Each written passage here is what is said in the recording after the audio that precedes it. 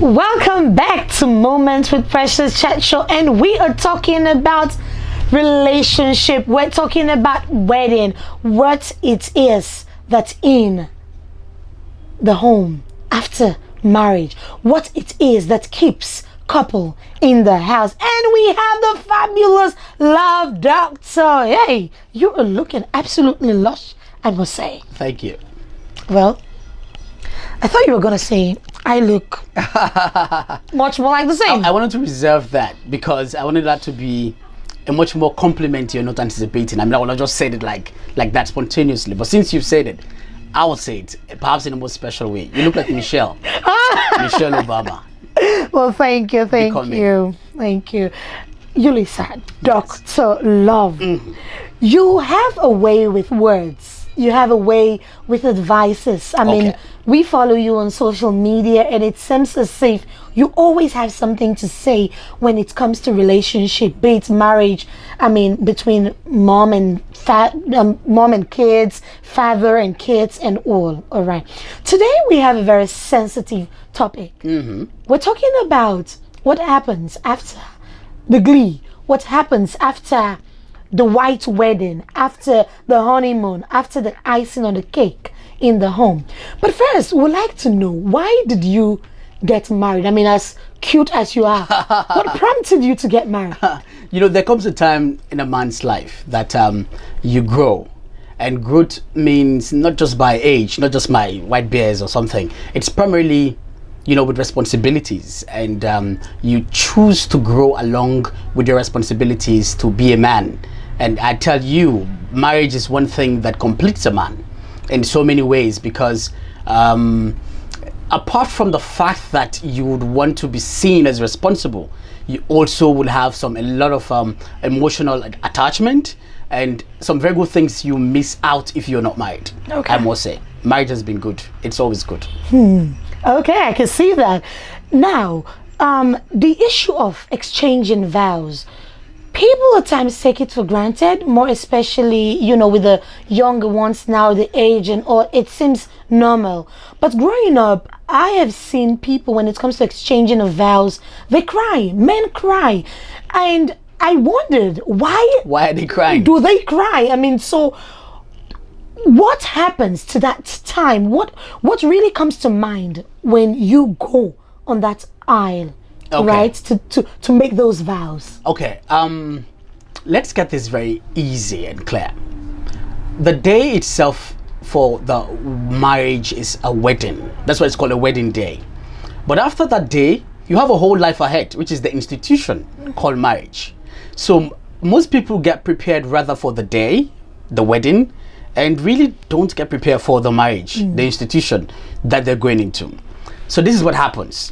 The day, the excitement, the surprise, the shock, and sometimes it's like, why me?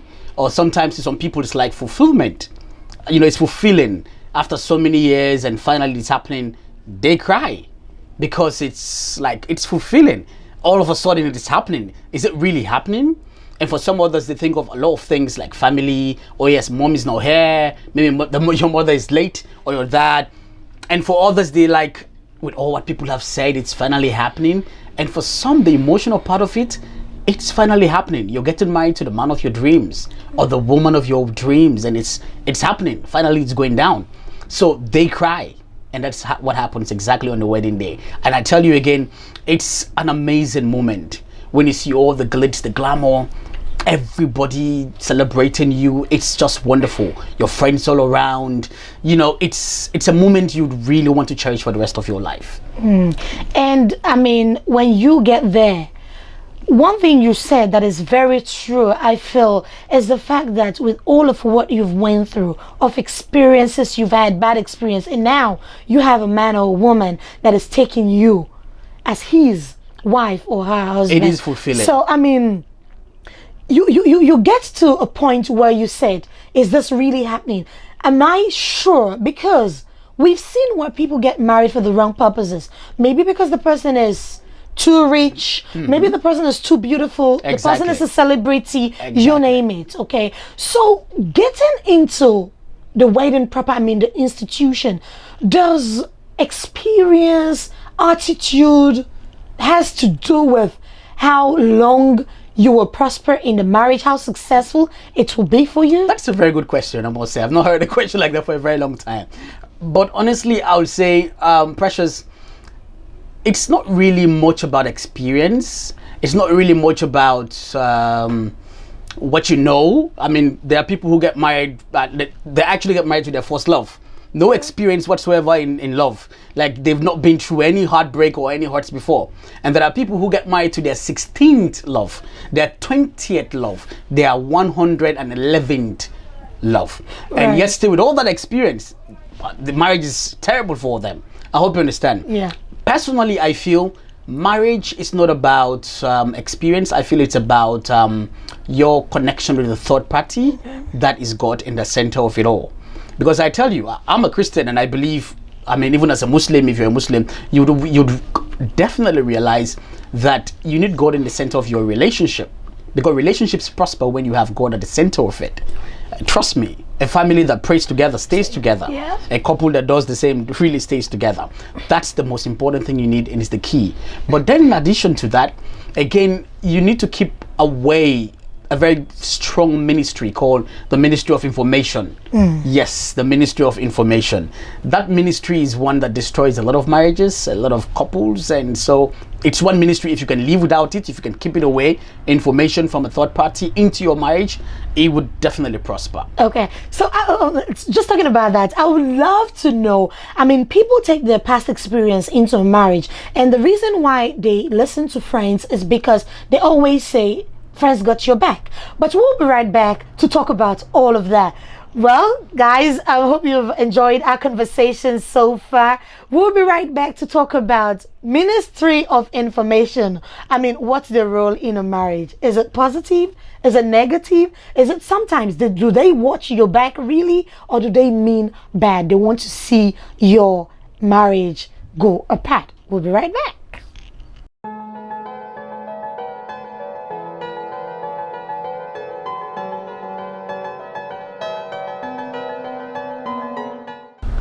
Welcome back to your chat show. In case you just missed out, well, it's Moments with Precious, and we are talking about relationship, marriage. We're talking about marriage as an institution.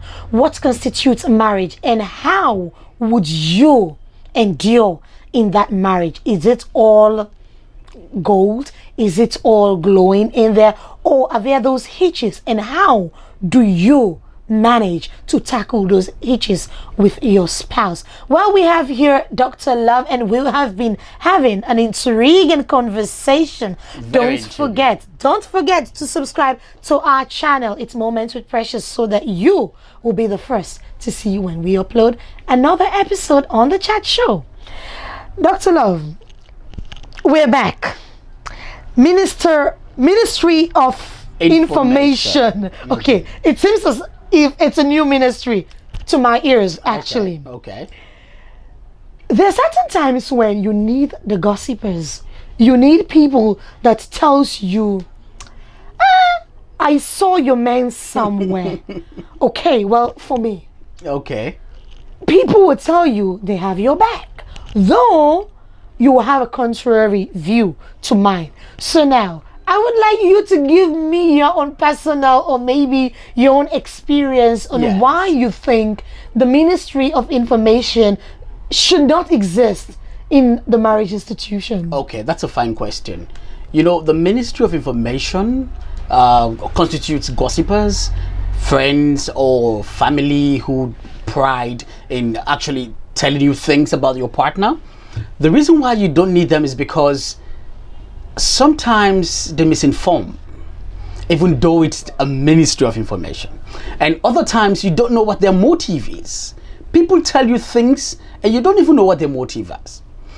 Other times, no one is happy. I mean, they're probably not happy with what you are. What you are in, who you are, or what relationship you're having, or they don't even like your marriage, for instance. And so they tell you things about your partner. Other times, they don't really mean bad, like you rightly said. They just think you should know. I hope you understand. All right. But let's learn this. Humans are not perfect. I mean, we all sometimes fall short. And nobody said it was going to be all rosy and sweet. And nobody said people don't make mistakes. And nobody said, everywhere you see your partner, you should put a CCTV to know what they're doing, or monitoring spirit or something. You understand? And if you want peace of mind, the thing called happiness in marriage, you should try by all means to cut them off. Because if you are so much a kind of person who takes pride in monitoring your partner, want to know where they are, what they do, you have a CCTV in the house so you could monitor from your office, you have your friends telling you what they saw them, you are probably gonna die young. Okay, hold on. Okay, let me just hold you there. Okay, so my husband is my bona fide property. Okay, my husband, original photocopy, he is mine. Okay, so that tells you the two of us have left our parents. We've become one. Now, if I want to know what he eats, where he goes to, he must communicate with me. And in a situation where he doesn't, and I want to put a CCTV, I don't think it should be a bad thing. I'm just saying. I know. It tells me I know where I stand. Should I put more into the relationship, into the marriage, or should I just relax and say, well, it's a free Wi-Fi. I'm having a Wi-Fi relationship. He goes and give hotspots everywhere. You understand? So, you don't want to be monitored. Is it because you have an hidden agenda, or because you want to have the free will and say, well, okay, I get me married, na us. Boys could be boys. Okay. Now, this is not about boys being boys. Monitoring in relationship only troubles you, the monitoree, if grammar will allow me. Okay.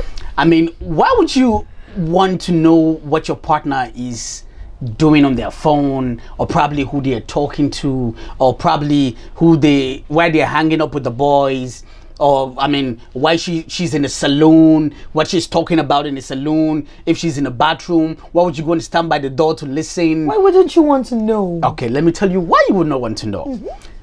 Peace of mind and happiness is a personal responsibility. It's a personal choice. You can choose to be happy, as well you can choose to be miserable. And being miserable means listening to everything you hear, or digging to find things that sometimes do not even exist.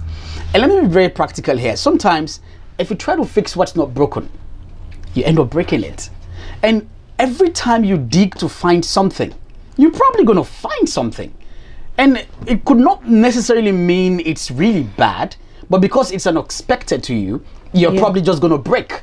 And so you're going to either destroy your heart or your marriage and relationship for something you dug into. So CCTVs, monitoring spirits, having friends tell you things about your partner are all just ways of misinformation, or probably things that will just spoil everything. Now, let me be clear as well. If your partner is a terrible cheat, or if probably they're doing something really terrible to break your heart or to spoil things, it's totally different. I'm not saying if it's clear, like he's cheating and it's evident, or probably you've had instances of suspicions, or you've discussed about it. I'm not saying you should not ask questions. I'm not saying you should say or feel suspicious. What I'm saying is, don't just get up to say, I'm going to fix a CCTV in my house because I want to know what my partner is doing behind my back. You probably just want to stress yourself. Don't just say, please friends, tell me where he is, or just call him, you just want to stress yourself. Is that a guarantee that if he's cheating and you put a CCTV behind him, he's going to stop? That's the question for the person who does it. Because necessarily, no matter what you do, when people do things they do, they're already stuck into it. And most times, catching them will not stop them from doing it. So probably you want to try other methods. Dialogue. You want to try other methods. Actually bringing the romance and things in your relationship that probably died. Okay. Or other things that can revitalize the love in the relationship. Yeah, so that was going to be my next point. Understanding is an integral part of a relationship. I agree. Because we are from two different backgrounds. What I see and take lightly, you don't. I don't. And so when we get to relationship, we realize that we don't talk often. When we keep talking, we end up arguing. Okay. We end up arguing and nothing works, and we're tired. Because let's take, for example, me.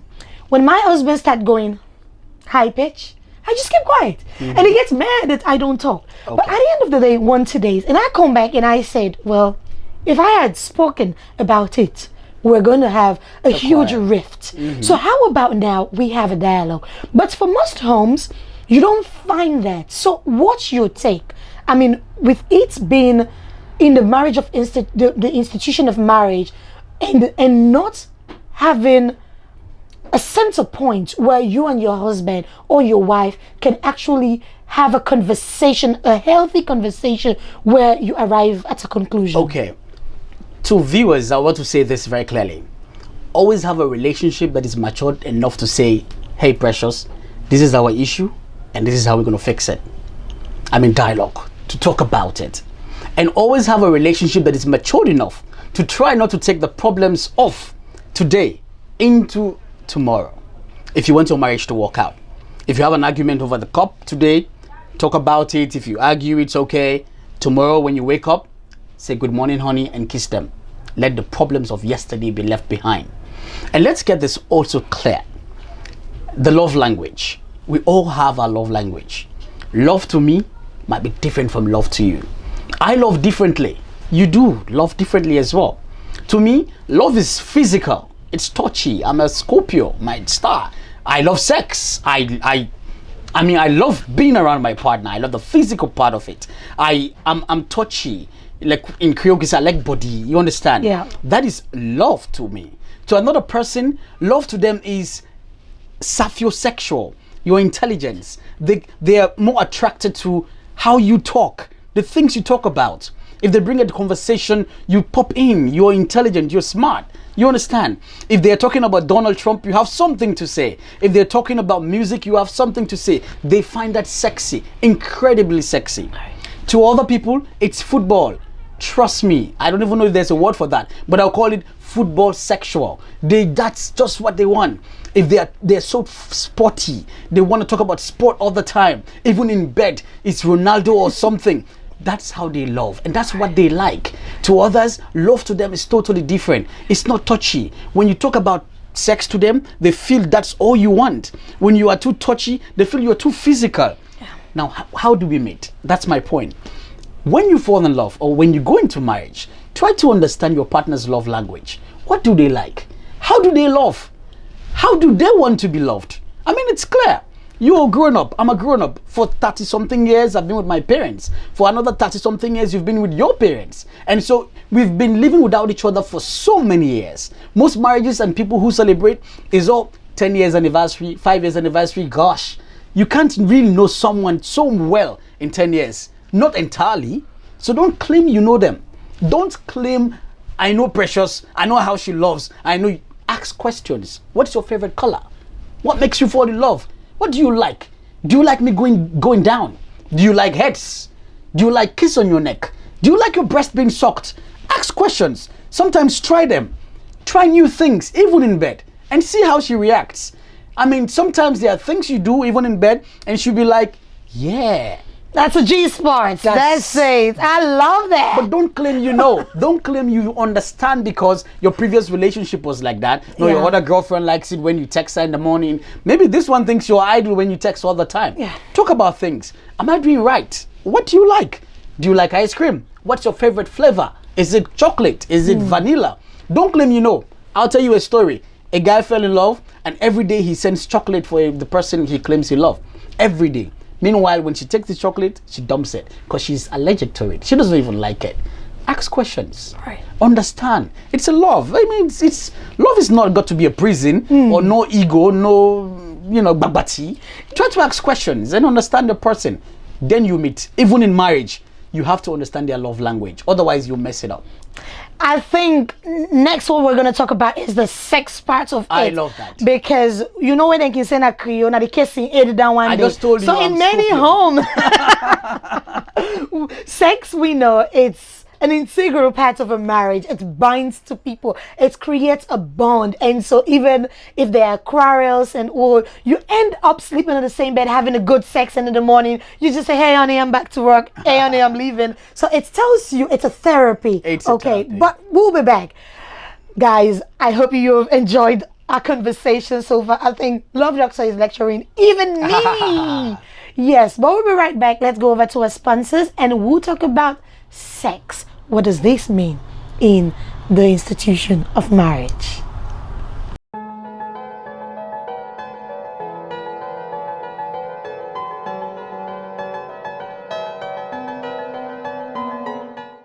Welcome back to Moments with Precious Chat Show. I hope you've hit that like button and subscribe to our YouTube channel so that you can be the first to view our new episodes every week. We're talking about sex. What does sex mean in a marriage? And we have with us the pro love doctor. Dr. Love. Yes. Sex. That's one area I know you have a distinction, That's in fact, a PhD. I would take my shades off. So now let's talk about sex. What does sex means for you in the home? Okay. Thankfully, it's not just ordinary relationships. I mean, so I will not lament on that. But in a marriage, sex has always been one thing that basically connects two people emotionally, and the chemistry. And of course, it's one way to basically clarify the vibe that exists.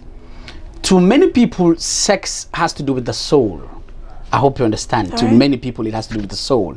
It has to do with a special connection. And so that is why there are people off marriages. If you've never had sex, to them you're not really dating per se, or you just actually went out but nothing happened. That's why you heard the usual word. Well, we started talking, but nothing happened. So until sex happens, you've taken a step ahead. For marriages, most times a relationship of a marriage that lacks sex basically sometimes creates a room for a lot of things to happen.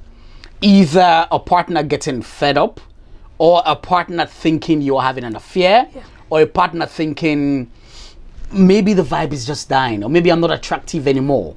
Because especially if before the marriage, it was like yes, and then all of a sudden in the marriage it goes down the curve. You begin to wonder, what is wrong with me?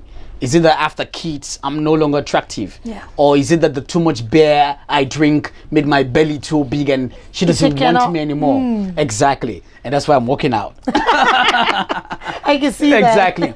So basically in marriage, that is one thing that's strong, and for so many reasons, if you want your marriage to work out, you have to be flexible when it comes to sex. Flexible in a sense, don't be too uptight. When it comes to it. Don't think sex is all regular.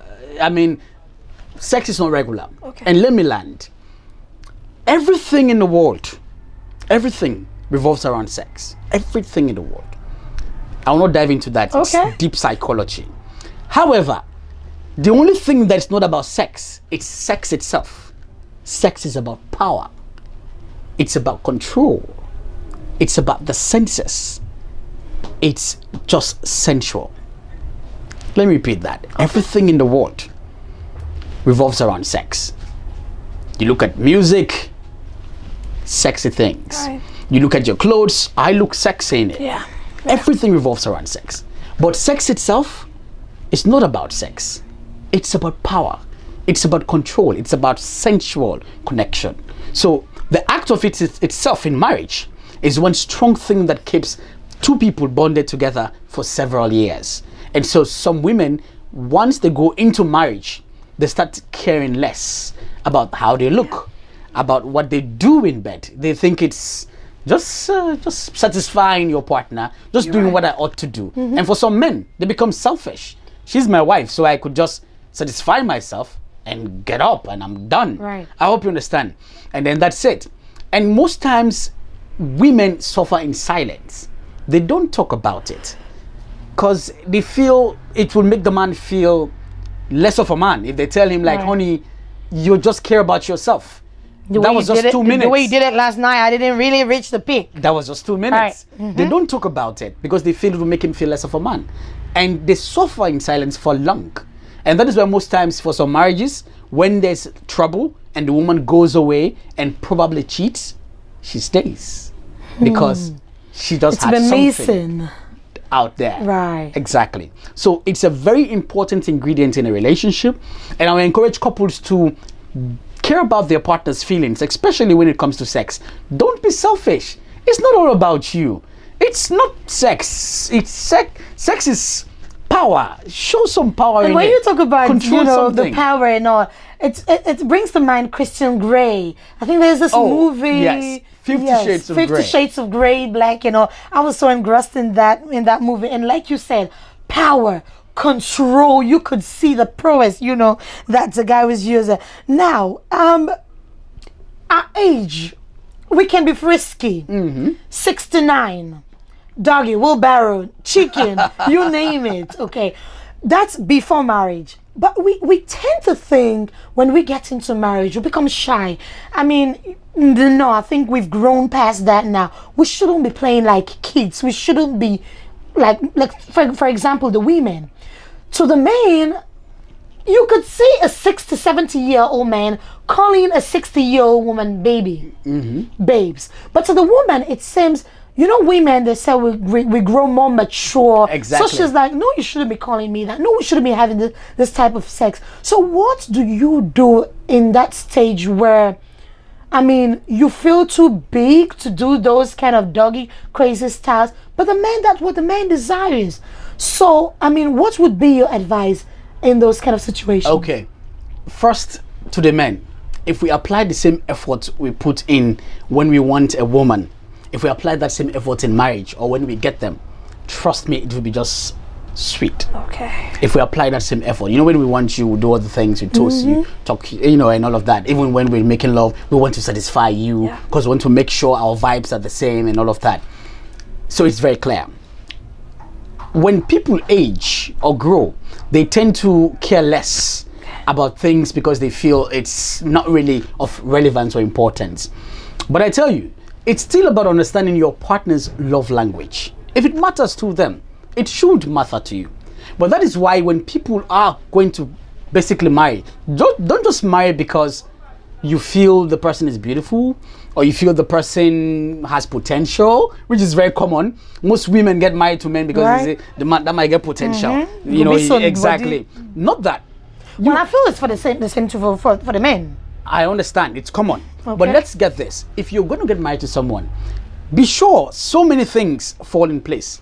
Are you compatible? Yeah. Compatibility counts. If her sexual vibe and yours are not the same, you're missing the point. You're going into something you cannot satisfy. Honestly speaking, be sure. Because trust me, in as much as maybe your sexual vibe is not the same, there is somebody out there whose sexual vibes and hers connect.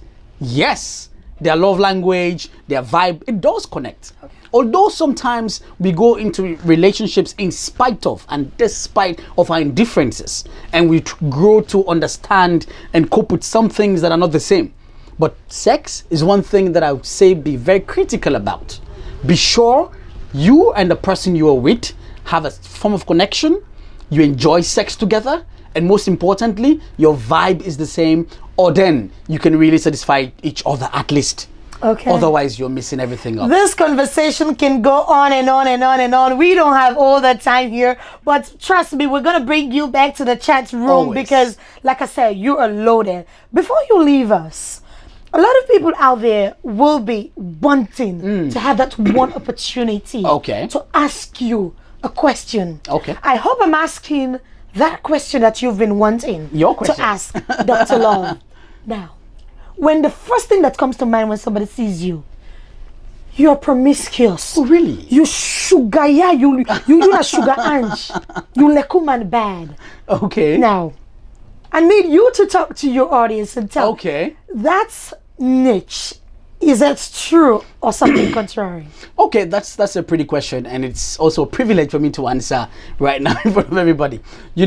People's perception of you depends on so many things. Your personality, what they feel about you, and sometimes what they see, maybe, and all of that. It's true, I get heated up upon sometimes on social media, somebody will want to be friends and stuff. Shit's happen. But quite honestly, people grow. And yes, when they grow along with responsibilities and realizing the consequences of their actions. So I would say we've grown past that of promiscuity and games. I mean, these are stages you go through. In sociology, you know, I have a term for it, but I'll leave that. So honestly, these are stages you go through. So yes, Dr. Love might have been young in the past and might have been what boys will do. We've done what boys do. I mean, if you don't do what boys do, you do it when you're old. And when you do it when you're old, it's even worse. So do it when you're young and in school. Well, not basically for kids, I mean. So yes, it is what it is, but promiscuity, no, not my thing. Okay. At least not anymore. Okay. Well, we've heard from the Love Doctor. He was into it. You know what I mean? Who So was not a player? as you are, so he was. And as he is now, so you shall be. So it tells you grow with maturity. Well, thank you very much, Dr. Love, for being on the Moment with Precious Chat Show. It's been an inspiring conversation with you. And be sure we'll have you back. It's always my pleasure, Precious. Always my pleasure. Thank you. All right, here is where we'll draw down the curtain today on the Moment with Precious Chat Show. I hope you liked it. If you do, please leave your comments. And what would you want us to talk about next? I am waiting. Don't forget to hit the subscribe button and follow us so you'll be the first to see and give a feedback on our latest episode on the Moment with Precious Chat Show. Well, I've been your girl, Precious Amabel Leby. Till next week, I will say ta-ta. Cut.